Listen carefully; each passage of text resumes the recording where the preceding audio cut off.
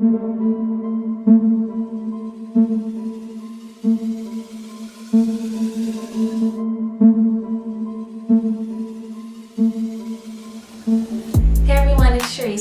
back to my channel. So today we are going to be doing a video about black romances that do not have white love interests. Okay? Because I'm tired of trying to look for some romance books and the lead is black, but then the love interest is white. Why? Why? At least give me like a love interest of color. Like, there's so many romance books that are coming out lately and they're all just like with a white guy. What is that about?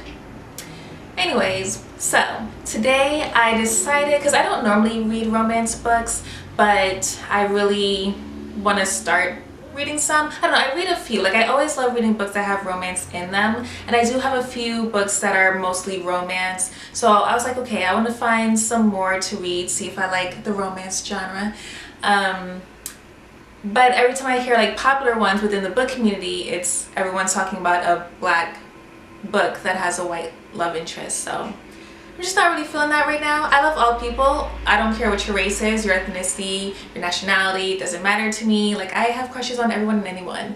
But when I'm reading a romance book, it's just so nice to read about black love, you know? I don't get enough of that. So I decided to do some research, see what books came out last year, what books are coming out this year. I want to keep it really recent just to see what's happening. Are we progressing, you know? And it seems like we are. They're a little hard to find sometimes because you can't really tell what the love interest is by just the synopsis, and they're not always on the cover of a book. But I did some digging and I found some good ones, so I'm here to share them with you. So yeah, let's get started. Also, I'm on a busy street. I know you probably heard just a lot of noise just now. There's really nothing I can do. So I'm very sorry. Maybe I can fix this in editing. I don't know. Okay, so the first book I have is Open Water by Caleb Azumah Nelson. It's adult literary fiction. This comes out April 13th, I believe. I saw like 2 different dates, but I'm pretty sure this is the correct one. Okay, so this is about 2 young people who meet at a pub in Southeast London. Both are Black British. Both won scholarships to a private school where they struggle to belong. Both are now artists. The guy is a photographer and the girl is a dancer. They're trying to make their mark in a city that in turn celebrates them but also rejects them at the same time. Tentatively, tenderly, they fall in love, but 2 people who seem destined to be together can still be torn apart by fear and violence. What really made me want to read this book is the cover. I just think the cover looks so good and I'm really excited to pick this up. So the next book is Binding Shadows by Jasmine Silvera. This is the first book in the Tooth and Spell series. This is adult fantasy, paranormal romance. This came out last year in March. So there are 2 rules. Find a way to use your magic and never reveal it to anyone. Hunting down lost books is more than a job. It's a way for Barbara to conceal her powers in the mundane world of the university library. One misstep and she risks exposure to ruthless necromancies, willing to destroy anything supernatural they cannot control. It appears that the love interest, he is a werewolf, and once he and the main character meet, crazy things happen, their powers are revealed or something like that, and you know, crazy things go on, and the series goes on from there. I'm interested. Werewolf, she has magic, like I'm all into it, and they're both black, like I'm loving that. And it's a series. I'm definitely gonna pick this up. So next we have For All Time by Shanna Miles. This is a YA magical realism. It comes out in September on the 28th of this year. So together, Tamar and Fayard have lived 1,000 lives, seen the world through revolutions and civil wars, and have even watched humanity take to the stars. But in each life, one thing remains the same. Tamar and Fayard fall in love. Tamar and Fayard fight to be with each other. Tamar and Fayard die over and over again until perhaps at last they learn what it will take to break the cycle. This sounds really, really interesting to me. I haven't heard about this book at all, so I'm very excited for this. I love magical realism and they're living a bunch of different lives. I'm here for it, I'm here for it. So next we have Love is a Revolution by Renée Watson. It's a YA contemporary. This came out in February on the 2nd. In Love is a Revolution, plus-size girls are beautiful and get the attention of the hot guys. The popular girl clique is not shallow, and the love story is not only about romance but about how to show radical love to the people in your life, including yourself. So the lead character Nella meets this guy named Ty, who she falls for, but she creates these lies to match his interests, and as she falls deeper in love with him, it gets harder for her to keep up with the lies that she's created. So yeah, this sounds like a cute one. Next is Excuse Me While I Ugly Cry by Joya Goffney. It's a YA contemporary. This comes out in May on the 4th of this year. So, Quinn keeps lists of everything, from the day she's ugly cried to things that I would never admit out loud, to all the boys she'd like to kiss. Her lists keep her sane. By writing her fears on paper, she never has to face them in real life. This is until her journal goes missing. An anonymous account posts one of her lists on the Instagram for the whole school to see and blackmails her into facing 7 of her greatest fears, or else her entire journal will go public. That's where she teams up with Carter Bennett, the last known person to have her journal, in a race against time to track down the blackmailer. This is definitely giving me To All the Boys I Loved Before vibes, so I think I would like this. Yeah, I think this would be cute. I mean, well, not To All the Boys I Love. It's kind of also giving me Love, Simon vibes as well. Well, not on the queer aspect, but on the finding someone who's blackmailing you type of thing, you know? I think I would like this. Okay, so next we have Finding Joy by Adriana Herrera. It's adult contemporary. It came out last year. So this is about a guy who is 26 years old. His name is Desta. He has to go back to Ethiopia, which is where he's from, but he's been avoiding Ethiopia his whole life because it holds like some of the saddest and happiest moments of his life. But when a work obligation comes around, he has to be there for 12 weeks and pretty much face everything that he's like been holding off on and has to deal with finding closure.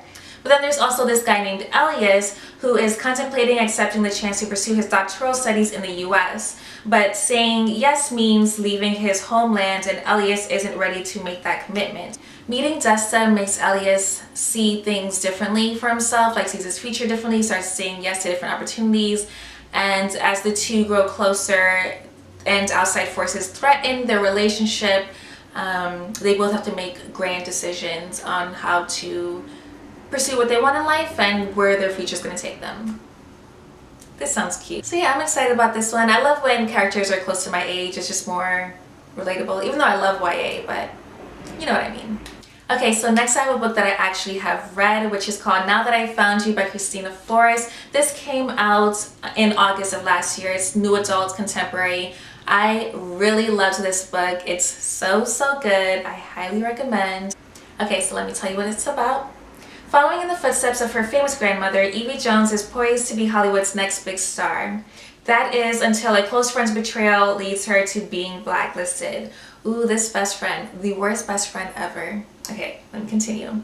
The only way to save Evie's career is to agree to a public appearance with her grandmother honoring her at an award ceremony. But Evie's grandmother is pretty much done with Hollywood and disappears without telling anyone where she is. The last person to see her grandmother was this guy named Milo. I love Milo. Okay. Anyways, he's a musician. Evie and Milo search across New York City. There is a romance and there's adventure. Evie learns some surprising discoveries about her grandmother and some surprising things about herself. Yeah, I really enjoyed this. I thought it was so nice, and you know, that black love, new adult. I love the new adult age range in books, like that college age. I think that's fun to read about. But yeah. So next I have Charming as a Verb by Philippe. It's YA contemporary. This came out in October of last year. Henry can charm just about anyone. He is a star debater and popular student at the prestigious Fates Academy, the dutiful first-generation Haitian son, and the trusted dog walker for his wealthy New York City neighbors. But there is one person who seems immune to Henry's charm, his classmate and neighbor Karine. When she uncovers Henry's less than honest dog walking scheme, she blackmails him into helping her change her image at school. Henry agrees, seeing a potential upside for himself. Soon what started as a mutual hustle turns into something more surprising than either of them could have bargained for. This seems cute. I love the cover of this book, which is the main reason why I wanted to read it. But it just sounds like a cute story too, so I'm excited for it. Okay, so lastly I have Make a Scene by Mimi Grace. This is new adult contemporary. This came out in September of last year. So this is about a girl named Retta. Her ex-boyfriend gets engaged to her cousin. Instead of freaking out, Retta... Wait, is it pronounced Retta or Rita? I'm gonna say Rita. Retta sounds wrong. I don't know. We'll say Rita. Okay, yeah. Let me do that over.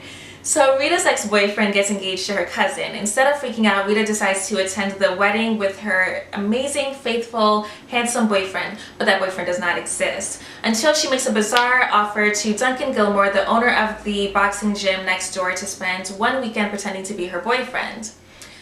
So yeah, this sounds cute. I honestly don't really care for fake love books because, or what is it called, fake dating romance books, because you know how the outcome is going to be. You know they're going to end up together. But it's weird because I don't mind watching fake dating when it comes to movies and TV shows. But I don't know, with books I'm like, I don't know, am I gonna like this? But the cover of this book just looks so cute. I was like, you know, maybe I will. So I'll give it a try. We'll see. Maybe I will like fake dating in books.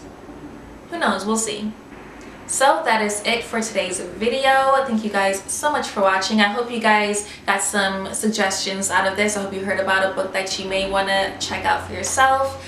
I'm excited because, like I said, I've been seeing so many Black books with white love interest, and I've been seeing a lot of POC books with white love interest, and I'm just over it. Like, I mean, I love all people, like I said before, but I don't really care to read about the white love interest all the time.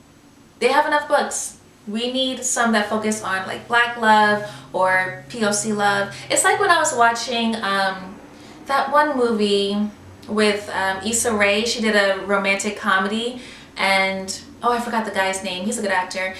He's South Asian. So the love interest is South Asian, Issa Rae is Black, and it was so refreshing to watch a movie like that, because like you don't normally see Black lead character with POC love interest. Like, I thought that was so nice and so refreshing to see. You know, that's what we want. We want more Black love or POC love. Like, you know, that's what we want to see more of, whether it's TV and movies or books. Give us more of that. And it's kind of frustrating because it's like these authors are people of color, you know, or Black authors. And it's just like, I get it if you're interested in white people, then, you know, you want to write about that, but some of these books, it's like some of these authors only write white love interests. Like all their books are white love interests, and it's just like, okay. Because when I write screenplays because I want to write TV shows one day and movies. But when I write love interests for my different characters, I don't only write what I'm attracted to. You know, like granted, sometimes, you know, that is the main idea, but I mostly started writing to give people what they want and what I feel like society needed. So even if I only dated white guys, I wouldn't only write white guys in my scripts, you know? Like my celebrity crush. If you guys watched my Q&A video a while ago, you know that my celebrity crush is a white guy. But so, you know, I love all people, but I don't write that in my scripts. I don't, you know, I just, like I said, I give people what they want and what I think society needs, and yeah. Okay, I'm rambling.